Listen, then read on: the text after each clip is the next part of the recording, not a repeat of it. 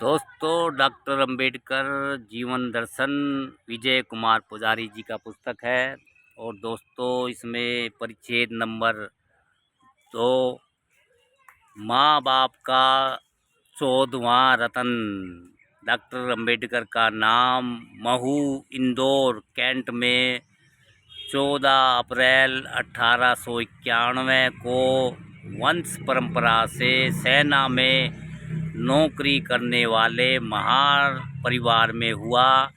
पिता का नाम रामजी और माता का नाम भीमाबाई। बालक का नाम भीम रखा गया। इस संपत्ति के 14वें संतान हुई। भीम अपने माँ बाप की 14वीं संतान था। डॉक्टर अंबेडकर हंसी में कभी कभी कहा करते थे कि मैं माँ बाप का 14वां रतन हूँ। राम जी सेना में सूबेदार थे। प्रारंभ में वह सेना में रिक्रूट तौर पर भर्ती हुए थे और बाद में बढ़ते बढ़ते सूबेदार हुए। महाराष्ट्र के रत्नागिरी जिले में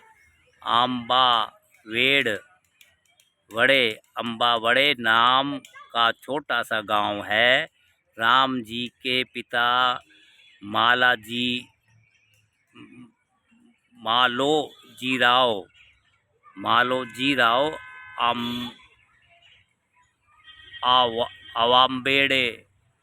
अवाम्बेड़े गांव के निवासी थे। वह भी सेना में हवलदार के ओहदे से रिटायर हुए थे। सेना की नौकरी की वजह से अम्बावड़े गांव के साथ इस परिवार का संबंध न कुछ के बराबर रहा। मोलाजी राव की 4 संतानें हुई। रामजी चतुर्थ संतान थे। राम जी की बड़ी बहन मीराबाई पंगु थी, इसलिए वह राम जी सूबेदार के पास ही रहती थी। राम जी सूबेदार शिक्षित मनुष्य थे। सेना में भर्ती होने के बाद उन्होंने अंग्रेजी भाषा का अध्ययन प्रारंभ किया। ईस्ट इंडिया कंपनी का एक बहुत ही अच्छा नियम यह था कि कंपनी सरकार की सेना में सैनिकों को और उनके परिवार के छोटे बड़े सबको लाजमी तौर पर शिक्षा दी जाती थी।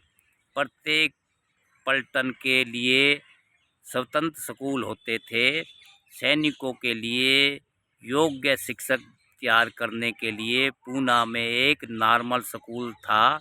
उस स्कूल में सीख कर रामजी सूबेदार ने मास्टर का डिप्लोमा प्राप्त किया था और एक सैनिक स्कूल में वह 14 वर्ष हेडमास्टर रहे। सेना में अनिवार्य शिक्षा के नियम से कई महार परिवारों में शिक्षा का प्रचार हुआ। सेना से बाहर स्कूल के दरवाजे महार लोगों के लिए उस समय बंद थे। रामजी सूबेदार धार्मिक प्रवृत्ति के मनुष्य थे। उनके पिता मालोजीराव रामानंद पंथ के अनुयायी थे। सेना से निवृत्त होने के बाद रामजी सूबेदार कबीर पंथ के अनुयायी बने। उसके बाद उन्होंने मांस खाना बिल्कुल छोड़ दिया।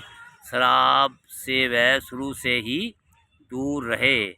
वह शाम सवेरे पूजा पाठ नियम पूर्वक करते थे और उसमें परिवार के छोटे बड़े सबका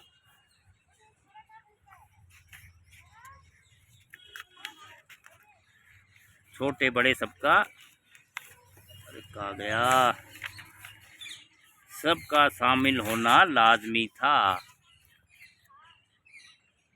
डॉक्टर अंबेडकर ने अपने पिता की धार्मिक वृत्ति की चर्चा करते हुए एक बार कहा, हमारा परिवार गरीब था परंतु उसका वातावरण एक प्रगतिशील सुशिक्षित परिवार जैसा था। हमें पढ़ने का शौक़ पैदा हो गया और हमारा जीवन उज्जवल बने। इसके लिए हमारे पिता बहुत सतर्क और सचेत रहते थे। भोजन करने से पहले वह हमसे पूजा स्थल में भजन प्रार्थना करवाते थे और हम सब विशेषता में हमेशा ही टाल मटोल करता था। किसी तरह एक आध भजन उल्टा सुल्टा आधा पर्दा कहकर भोजन के लिए थाल पर जाकर बैठ जाते। पिताजी फौरन पूछते, क्यों आज जल्दी समाप्त हुआ भजन? परंतु उनके प्रश्न का उत्तर देने से पहले ही हम वहाँ से 9-2-11 हो जाते।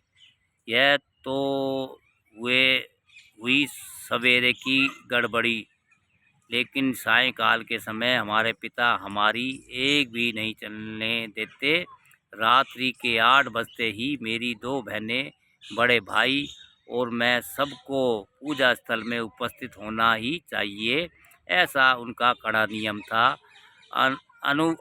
अनुपस्थिति स्थिति रहने वाले को वह कभी क्षमा नहीं करते थे। जब वह भक्ति भाव से संतों के भजन और कबीर के दोहे कहना आरंभ करते थे, उस समय बहुत गंभीर और पवित्र वातावरण पैदा होता था। उसी तरह मेरी बहन जब अपनी मीठी आवाज़ से भजन गाती थी, उस समय मुझे यह बात जच जाती थी कि धर्म और धार्मिक शिक्षा मनुष्य के जीवन के लिए अत्यंत आवश्यक है। मराठी नवयुग 13 अप्रैल 1947 में लिखा गया है। भाई दोस्तों, रामजी सूबेदार ज्योतिषी शास्त्र से भी थोड़े बहुत परिचित थे। भीम आगे चलकर महापुरुष होगा, इसका थोड़ा बहुत आभास उन्हें भीम के बचपन से ही हो गया था। भीम उनका बहुत ही लाडला था। डॉक्टर अंबेडकर की माता भीमाबाई सूबेदार मेजर मुरवाड़कर की कन्या थी। मुरवाड़कर की कन्या थी। सूबेदार मेजर मुरवाड़कर अमीर आदमी थे। उनका रहन सहन उच्च वर्णीय अमीर हिंदू जैसा था। वह भी धार्मिक वृत्ति के मनुष्य थे। भीमाबाई सुख की गोद में और धार्मिक वातावरण में पली थी। रामजी सूबेदार की आर्थिक अवस्था साधारण थी। भीमाबाई ने अपने को परिस्थितियों के अनुरूप बना लिया था। उच्च वर्णीय हिंदू स्त्री की तरह भीमाबाई स्नान और पूजा पाठ के बाद रसोई का काम करती थी। वह अपनी ननंद पंगू मीराबाई की सेवा का विशेष ख्याल रखती थी।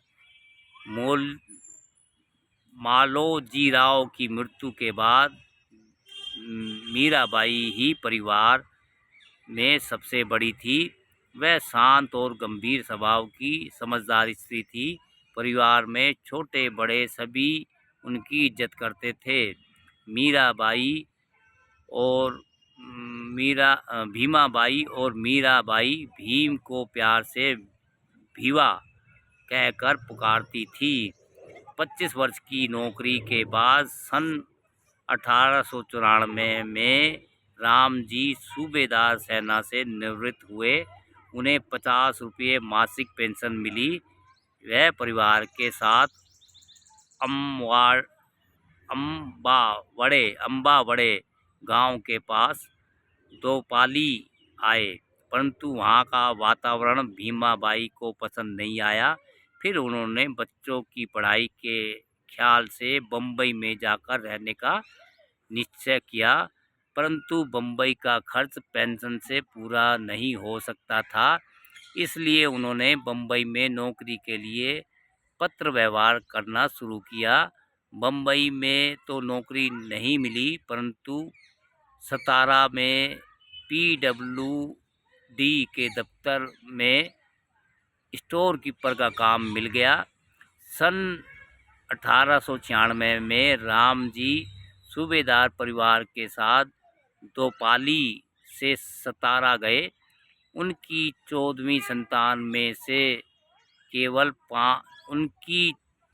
उनकी 14 संतानों में से केवल 5 जीवित थी।